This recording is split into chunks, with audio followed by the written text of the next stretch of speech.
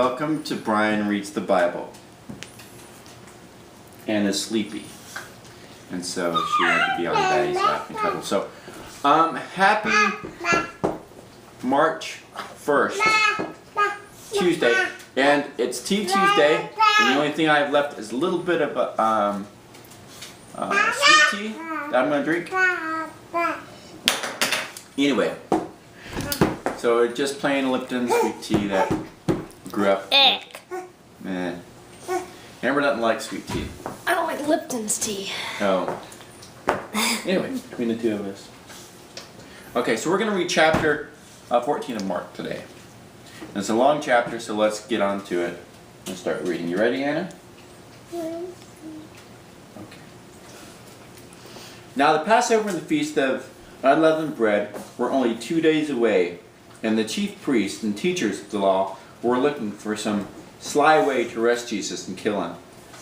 But not during the feast, they said, or people may riot.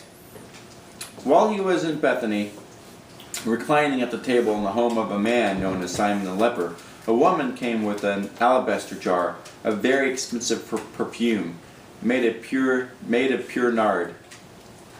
She broke the jar and poured the perfume on his head.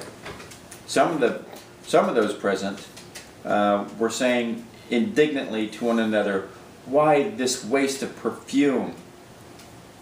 It could have been sold for more than a year's wages, and the money given to the poor." And they rebuked her harshly. "Leave her alone," said Jesus. "Why are you bothering her? She has done a beautiful thing to me. The poor you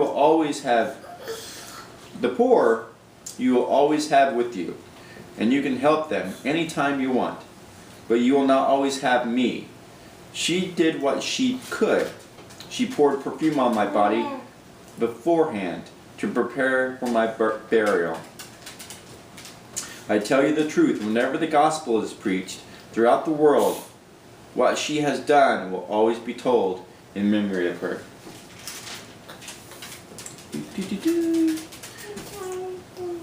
You're tired. Okay. Then Judas Iscariot, one of the 12, went to the chief priests to betray Jesus to them. They were delighted to hear this and promised to give him money. So he watched for an opportunity to hand him over. On the first day of the Feast of Unleavened Bread, when it was customary to sacrifice the Passover lamb, Jesus' disciples asked him, "Where do you want us to go and make preparations for you to eat the Passover?" So he sent 2 of his disciples, telling them, "Go into the city, and a man carrying a jar of water will meet you. Follow him. Say to the owner of the house he enters, 'The teacher asked, where is my guest room, where I may eat the Passover with my disciples?' He will show you a large upper room, furnished and ready. Make preparations for us there." The disciples left, went to the city, and found things just as Jesus had told them. So they prepared the Passover. When evening came, Jesus arrived with the 12. While they were reclining at the table eating, he said, "I tell you the truth, one of you will betray me, one who is eating with me." They were saddened, and one by one they said to him, "Surely not I." "It is one of the 12, he replied, "one who dips bread in the bowl with me. The Son of Man will go just as it is written about him. But woe to that man who betrays the Son of Man. It would be better for him to have never been born." While they were eating, Jesus took bread, gave thanks, and broke it, and gave it to his disciples, saying, "Take it, this is my body." Then he took the cup, gave thanks, and offered it to them, and they all drank from it. "This is my blood of the covenant, which is poured out for many," he said to them.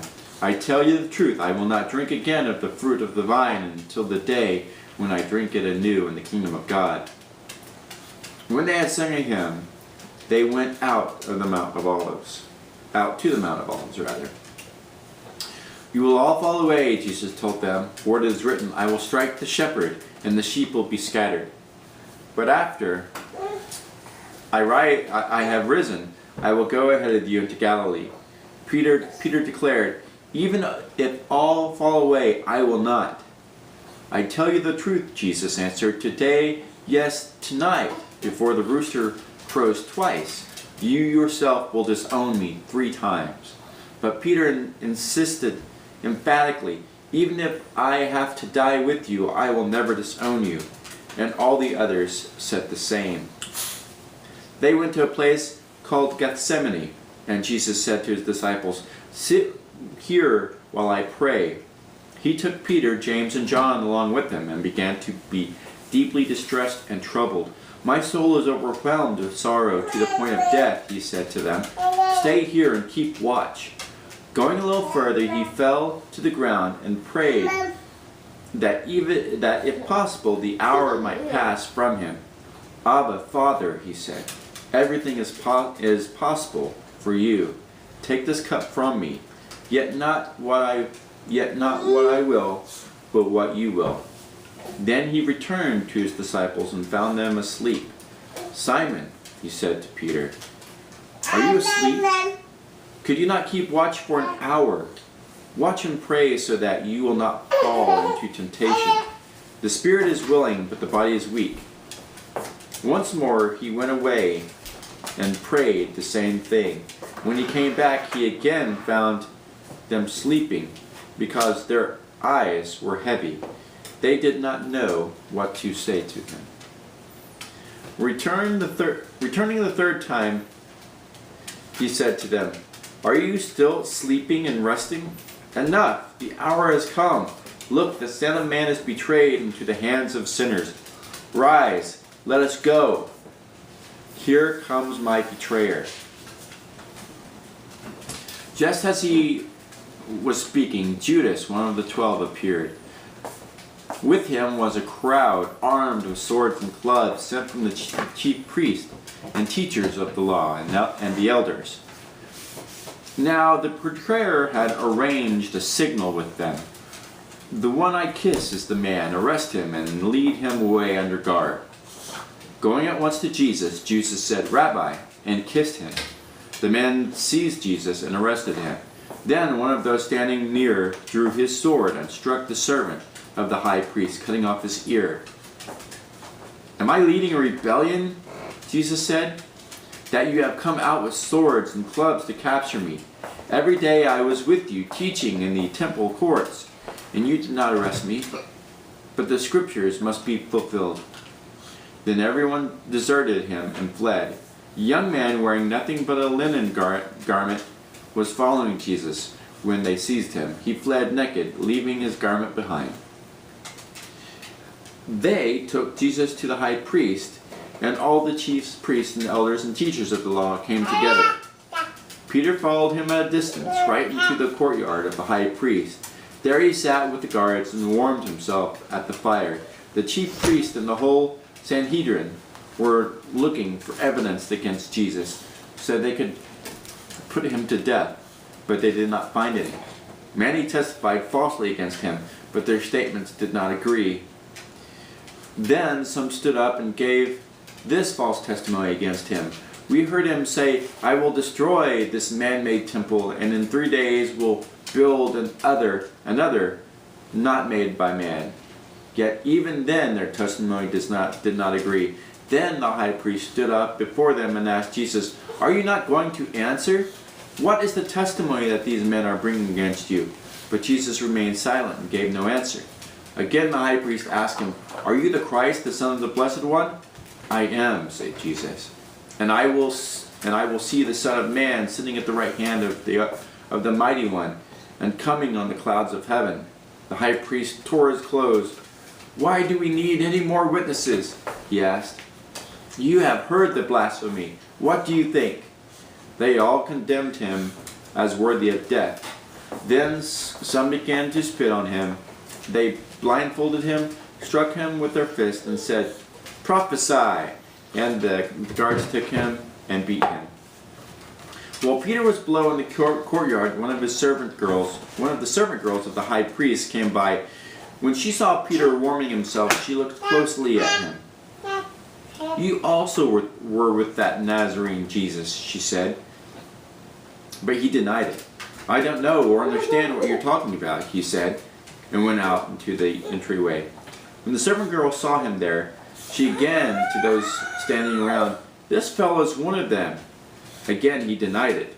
After a little while, those standing near said to Peter, "Surely you are one of them, for you are a Galilean."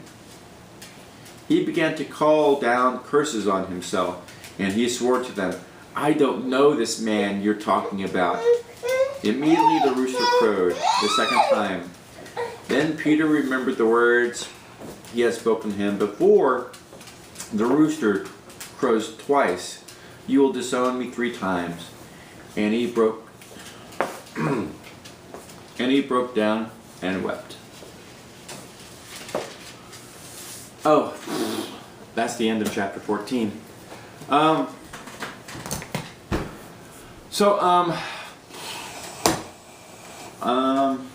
hope you had a good Monday, and I think you're gonna have a good Tuesday.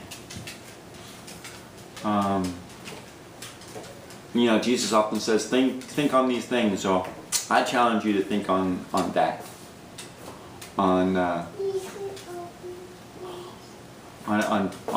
Peter. Too often we get down on ourselves for not living as Christ would have us, but you have disciples such as Peter, who he himself, even when Jesus told him that he was going to deny him 3 times, and the impossible thought of that even happening, but Peter still he did it. And when it said he wept bitterly, and I just couldn't imagine.